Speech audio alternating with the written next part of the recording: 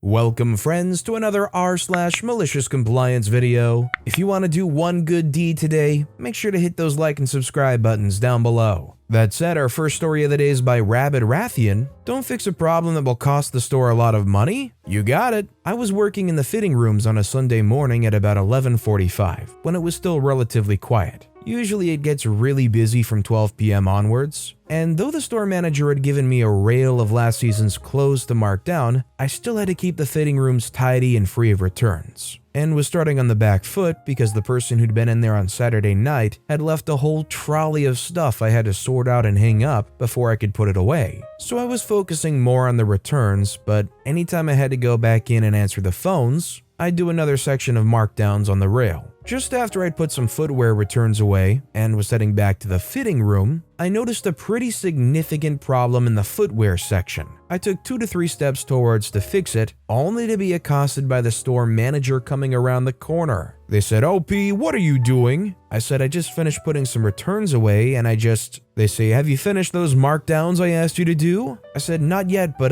They say, "Well, get back in there and do it." I say, "I'm going to, but I just need to..." They say, "No, you don't just need to do anything except the job I'm paying you for. Now get back in there, do those markdowns, and stop wasting time wandering around out here." I say, "Okay," and go back to the fitting rooms. Over the next half hour or so, I could hear the store manager being paged to go to the front registers a lot, i.e., this might usually happen once a shift, if that, but from what I could hear over the PA system, she was having to go up there every 5 minutes. At 12:30, she comes storming into the fitting rooms. They say, "Who was working stock and footwear?" I say, "I don't know." They say, "Well, find out." They put out some new boots but didn't take the price down for the thongs that were there before. Side note to non-Australians, when I say thongs, I'm talking about the rubber footwear worn in summer, not the skimpy underwear. So I've just had to nearly let all those pairs of $50 boots go for $12. I say, "Oh, yeah." They say, "What do you mean, oh yeah?" I say, "I saw that price was wrong earlier." They say, "Well, why didn't you fix it?" I say, "I tried to, and I tried to tell you it was wrong. But you just told me to stop wasting time and get back in the fitting rooms." The store manager slowly goes redder than Barnaby Joyce. No real fallout for me, but apparently the footwear stock worker got torn a new one when they came back from their break. I'd like to say the store manager learned from her mistake. The problem could have been identified and fixed a lot earlier, and therefore a lot more cheaply before 10 to 15 customers took advantage of the price screw-up if she hadn't decided to go on a power trip. But anyone who's worked with managers like that knows she learned absolutely nothing. So considering the way the manager handled things here, especially with their rude, snappy replies, do you think in this situation with them losing all that money from that mistake, that they learned something from this? That maybe in the future they'll hear out whoever? Let me know what you guys think in the comments down below. This next story is by Awful Mortician. Chick tries to gatekeep my nationality? Time to ascend to a form further beyond. For context, I'm a 20-something British-American male living in a very southern and undereducated part of the US. I've been here for a while now, and generally when I tell people where I'm from, I get a little pushback because I don't really have as thick of an accent anymore. On to the story. I work in a small office. We have a rolling line of temps that come and go. Most of them are barely high school graduates or people with very little in the way of worldly experience. This is important for later. So one day they bring the usual parade of new hires around and I do my introduction. "Hi, I'm OP. I'm one of the recruiters here at Company X. I'm married with 2 dogs and I'm originally from the UK." Normally this is just a throwaway line that I use as an icebreaker, and it normally rolls right off until this one wonderful young woman pipes up. You don't sound British." She of course left out the T very purposefully. I say, "Sorry love, forgot the coat and tails at home," I say as I drink my Twinings. The group kinda laughed it off and I figured it was a pretty open and shut deal. Nope. A couple of days later, word gets around that this chick has been telling a bunch of people that I'm not British and that I'm lying for clout. She said that I don't even sound British and that she's dating a British guy and knows how they act. So rather than be a mature adult, I do the very British thing of malicious compliance. I need an intern to bring me some tea? Would you mind climbing the apple and pears and pouring me a cup of Rosie Lee? I started wearing 3-piece suits, a pocket watch, and a monocle I found at a thrift shop. I went Super Saiyan 3 British. Obviously, about 3 hours into the first day, my boss wants to know what's up. I tell her, and she finds it so hilarious that she assigns that intern to me for the rest of the day. I kept using odd British rhyming phrases and sayings, and she would keep having to ask me to speak normal. I would reply, "But I thought you know how us British people act." She quickly realized her error, and we've been cordial ever since. Nowadays, I keep my old red passport in my desk drawer just in case someone pulls that stunt again. And for the record, I'm not British, I'm English, and a Scouser at that. I don't think there's something as equally exciting to be challenged upon because you get to prove it, but also totally frustrating than a moment where you claim you're something that you know for sure that you are, but nobody wants to believe you. It's equal parts, "Oh, I want to prove you wrong so badly," and "Dang, you really don't believe me? You think I'm lying to you?" This next story is by Triple Alpha. You're not allowed to bring in any supplies from home. In college, I worked as a research assistant in a lab at a well-respected Midwest university. The job entailed lots of reading and computer work to design studies testing out various treatment options within the lab. The head of the department was a tenured curmudgeon who micromanaged everything down to how many and what color pens were kept. No outside pens, paper, highlighters were permitted in the department. It was odd, but I needed the research experience to get into medical school, so I just bit my tongue, as it was only for a few months. Everything was fine until the last couple of weeks, when I got a summer cold and carried a box of tissues around with me. The tissues were super soft and had lotion, so I obviously preferred them over sandpaper El Cheapo department stock.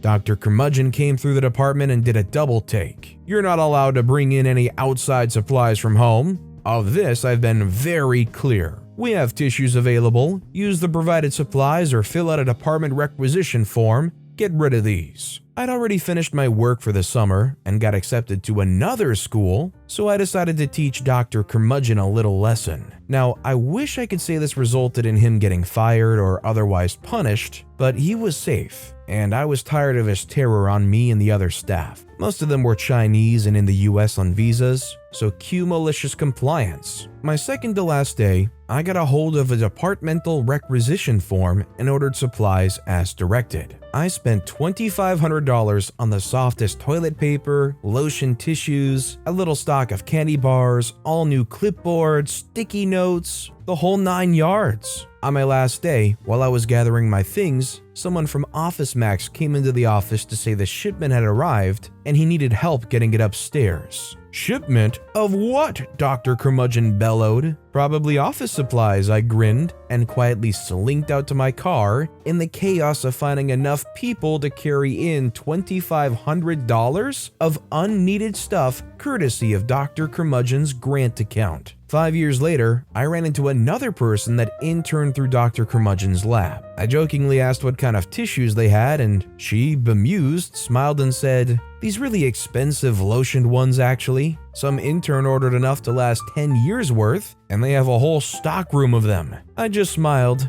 I think she figured it out, but I never asked to make sure. I mean, hey, if you have a say in changing the quality of those tissues, or even worse, if you have a say in the toilet paper they use in the bathroom, of course you want to try and lobby for better toilet paper, better tissue paper, better amenities in general, right? I don't think there's anything worse than being a little sniffly, going into work or even a research lab, and what you have to wipe your nose with is basically like the grandson of sandpaper. Our next story is by Isaac of Lego. Just get it done. It'll be fine. I work at a robotic systems company. We design and build systems at our warehouse, and then ship it and install it at the customer's facility. My job is to assemble and wire the system at our end, and another team installs. So I got this story secondhand. The product was for a large food company, and it basically sorted finished food products and stacked them on pallets. The customer already had 2 of these machines, and the new one was going to be integrated into the same computer system that the other 2 were running off of. The project manager, I'll call him Guy, was not a very smart dude. and was not very well liked. He had personal connections to the customer. He decided that, to make them happy, he would throw in a few extra features in the program, but he also decided there was no need to tell upper management because that would bump the price up considerably, and so he emails my coworker John, the programmer. "Hey John, I have some things that need to be added to the code for this job, but we need to keep this one off the books." He then explains what he promised to the customer. "I don't know if that's a good idea," he said hesitantly. "It could cause serious problems with the pre-existing system."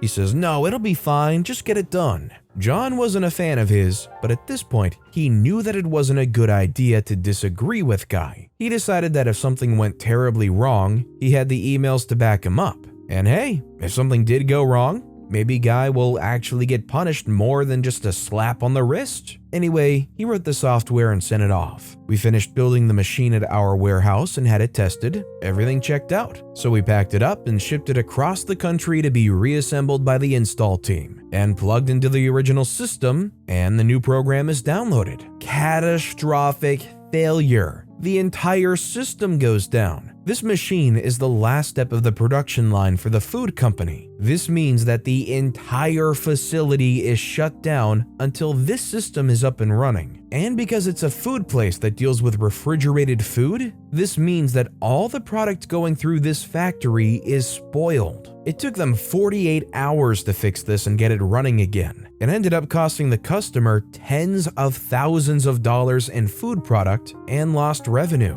Needless to say, Guy lost his job. No one was sad to see him go, but John is still at the company with not much more than a stern talking to. I don't know if I'm in the wrong here, but does anybody agree that John is kind of just as liable here? Like, yeah, John was hesitant and stuff, but like, they still went through with it. Like, I know people don't want to be a narc, snitches get stitches and whatnot, but shouldn't John have just gone ahead and reported what was going on here? This next story is by T. Brave, a family story. My grandfather, his seed spreader, and malicious compliance. Rahway, New Jersey. My Polish grandfather was a notorious bargainer. He passed away in 1972 when I was 2, so I never got to know him. He was a tough man and fierce, but I've heard that he had a soft spot for his granddaughter, me. A local gardening business once ran a special in the newspaper that if you brought in your old seed spreader, they would give you $5 off the price of a new one. Seed spreaders are typically wheeled containers with a mechanism that sprays grass seeds uniformly on the lawn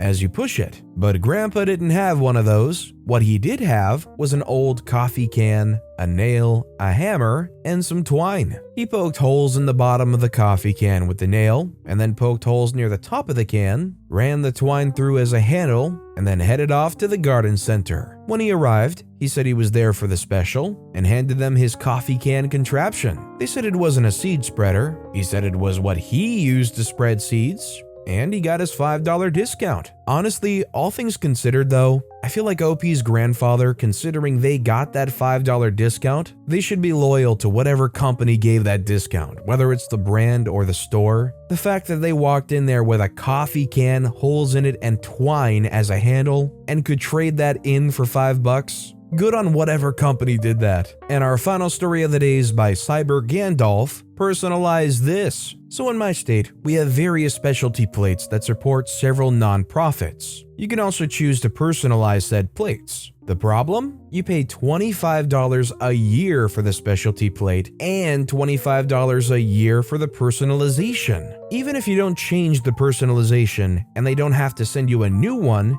it's the same fee. Cue malicious compliance. I've gotten a different personalized plate every single year for the last 5 years. You want to charge me the same price whether you have to make and send me a new plate or not? You're gonna be making me a lot of new plates. What am I gonna do with them? No idea, but I have them. I aspire to have the level of pettiness that OP does for things that obviously don't make sense. It makes me think about those times where you pay a bill online and they take a convenience fee. You pay like a really big bill and they're gonna charge you $10-15 for convenience? Really makes you want to break out that notepad and mail them a check. Convenience fee in that case is 58 cents. One stamp. But with that being said, that's all the time we have for today. So of all these stories I've read today, which is your favorite and why? Let me know in the comments down below. And if you haven't yet, if you could like and subscribe, that would mean a lot to me. Whatever you do, whether it's liking, subscribing, turning notifications on, all of it helps grow this channel, and I appreciate the heck out of it. So until next time, I'll see you all tomorrow with some more stories.